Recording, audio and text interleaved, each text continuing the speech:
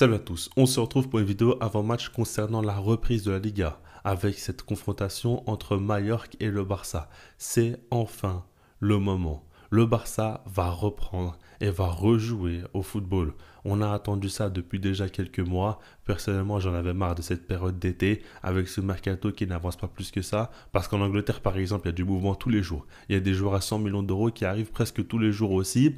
Mais du côté du Barça, ce n'est pas trop le cas. Il y a eu 27 millions d'euros de dépensés, alors qu'il y a beaucoup de clubs en Europe qui ont dépensé plus de 200 ou 300 ou 400 millions. On en est encore très très loin, mais quoi qu'il arrive, on le sait. Le Barça est capable d'écrire l'histoire sur la saison qui arrive et c'est ce qu'on va suivre. Évidemment, ce match face à Mallorca ne devrait pas être un match d'anthologie, mais qui sait, peut-être que ça va lancer la machine, peut-être qu'il y aura un gros score et ça peut aussi mettre en avant les qualités des joueurs dès le début de la saison.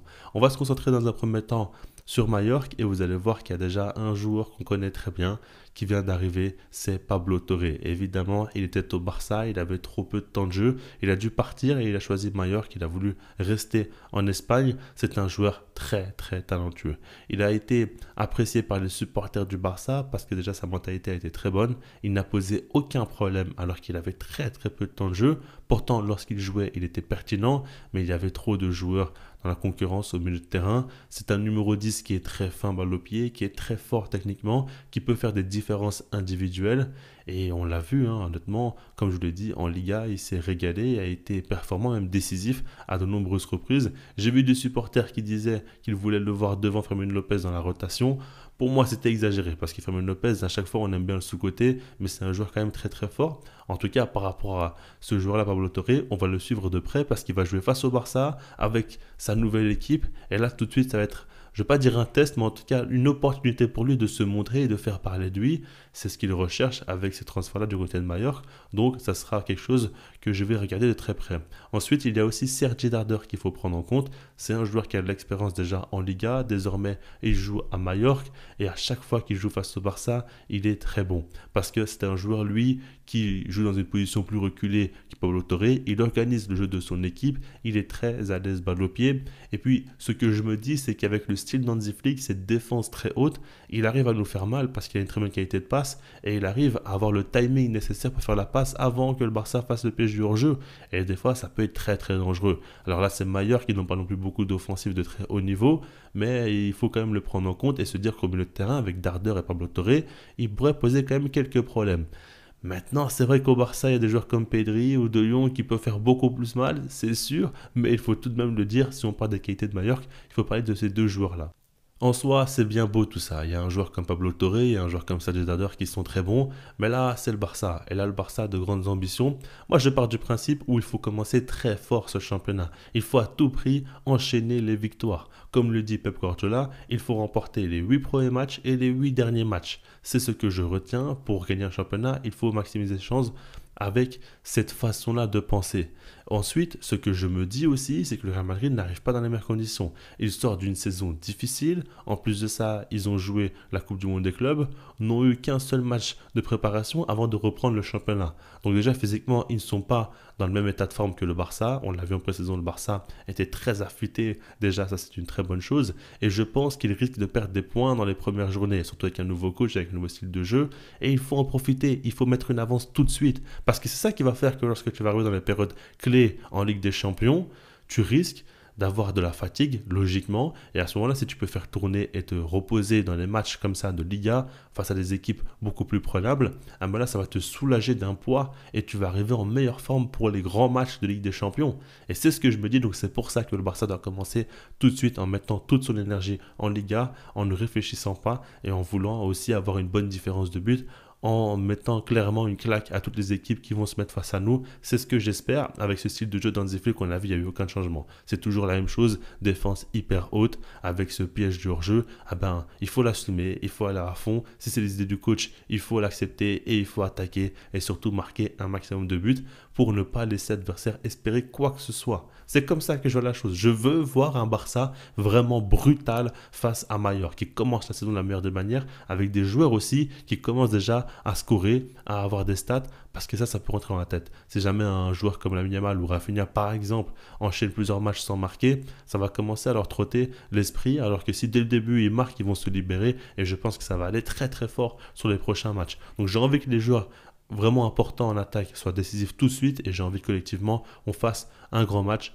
tout de suite aussi. Ne perdons pas de temps. Et pour ce faire, on va parler de la compo, et je vous l'affiche dès maintenant. Je pars sur du classique avec Joan Garcia. On espère qu'il sera inscrit. Ce n'est pas encore fait, mais ça devrait être le cas, et je trouve que c'est la moindre des choses. Ensuite, en défense, évidemment, je fais un petit peu du classique, sauf qu'Inigo n'est pas là, et personnellement, je prends Christensen. Je le mets à sa place. Alors, je pense que Hansi Flick va mettre Araujo, mais personnellement, je fais plus confiance à Christensen, comme je vous l'ai toujours dit. Je le mets avec Koubarsi, avec Baldé et avec Jules Koundé, même si on l'a senti un peu bizarre ces derniers temps, avec une humeur un petit peu pas ouf, je sais pas trop ce qu'il avait, il paraissait un petit peu dépressif limite sur le terrain, mais on espère qu'il n'a rien de grave dans sa vie ou quoi, c'est tout ce que je lui souhaite. Et puis au milieu de terrain, Pedri, De Jong, Fermin Lopez, pourquoi? Parce que Daniel Olmo n'était pas encore à 100% physiquement, il a récupéré, il s'est soigné, et je pense que pour l'instant Fermin Lopez est sur une grosse dynamique, donc il faut continuer à le laisser jouer, et puis on attaque Lamine Yamal, Rafinha et Ferran Torres. Alors, beaucoup pourraient espérer voir Rashford titulaire dans ce match-là.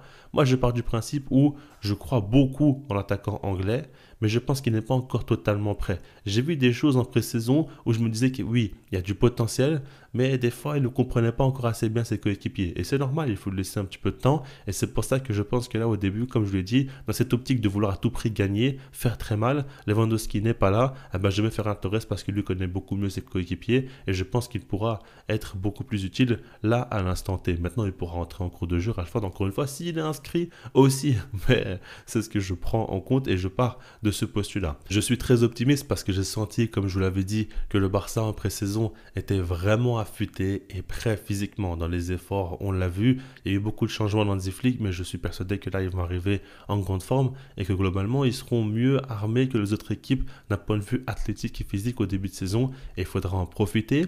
Et puis, par rapport au style de jeu, on l'a vu en pré-saison encore une fois, Hansi Flick n'a rien changé. C'est la même chose. Ce qu'on a pu repérer et voir, c'est que les joueurs se trouvent encore plus facilement et rapidement, mais c'est parce qu'ils se connaissent de mieux en mieux et comprennent de mieux en mieux le système. Donc, on voudrait voir une évolution et on voudrait voir encore une fois une équipe très offensive, très joueuse, et ça ne fait aucun doute dans mon esprit que le Barça sera encore une fois l'équipe la plus spectaculaire de la saison avec Hansi Flick, avec les joueurs qu'il y a sur le terrain. On a vu que Lamine Yamal était vraiment en grande forme dans cette pré-saison où il a marqué pas mal de buts, a été très souvent décisif, et on a vu que techniquement il était encore meilleur que d'habitude parce que plus vif, plus explosif.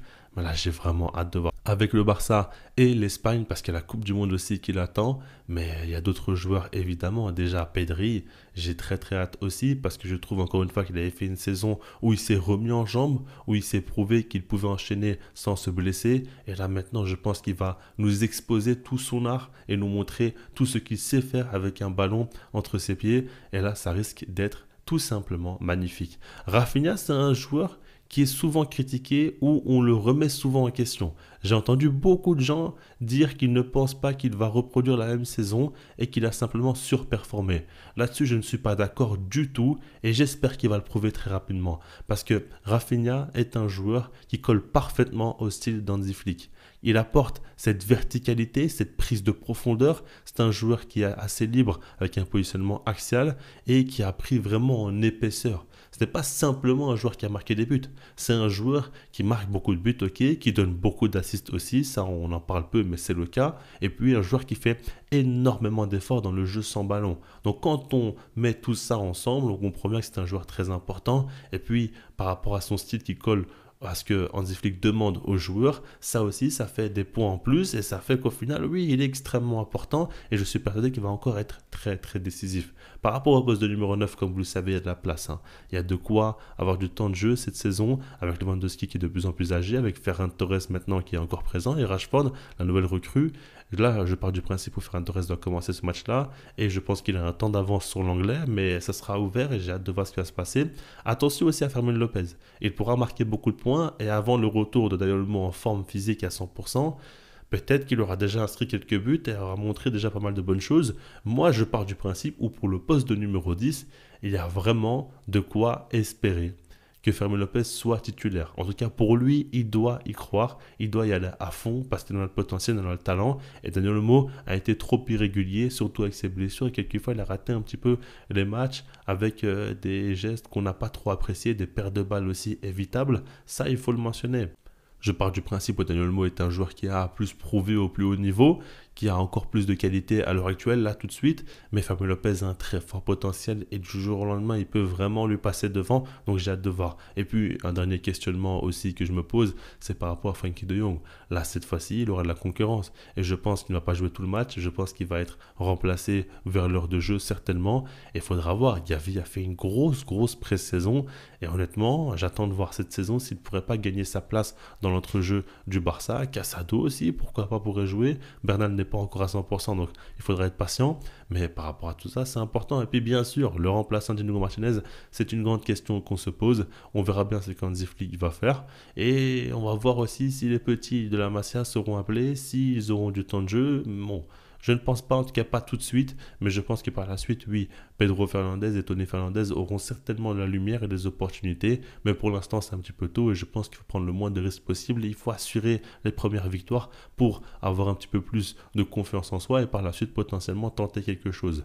J'en attends beaucoup de cette saison. Moi, je ne vous cache pas que là, j'attends déjà de ce match-là qu'on marque beaucoup de buts et qu'on soit vraiment supérieur à Mallorca. Je veux vraiment que le Barça montre qu'il y a plusieurs classes d'écart et que tout de suite, ils sont prêts, ils sont compétitifs à l'instant T. Et j'ai pas envie de me projeter sur la suite. J'ai envie que tout de suite, ils montrent parce qu'en soi, c'est pas comme la saison passée.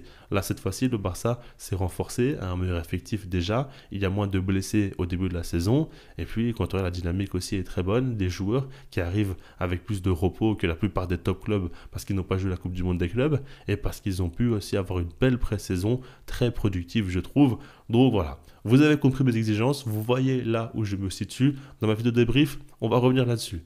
Et là, on fera le point, on va être très clair si j'ai été donc satisfait ou non. Mais comme je vous l'ai dit, je n'ai pas réellement de crainte. Je suis très serein, très confiant aussi par rapport à cette équipe-là. Je pense qu'ils vont faire le taf et je crois énormément en eux pour ce match et pour la suite. Dites-moi vous, quelle est votre attente par rapport à ce match-là? Quels sont les joueurs en qui vous croyez? Peut-être que vous avez un petit pronostic sur un joueur qui pourrait marquer un but, une petite surprise ou non. Ou si vous voyez un joueur vraiment sortir du lot, je ne sais pas, tenter quelque chose. Moi, par exemple, je peux vous dire que la Yamal va inscrire un doublé. Voilà, c'est noté et on verra.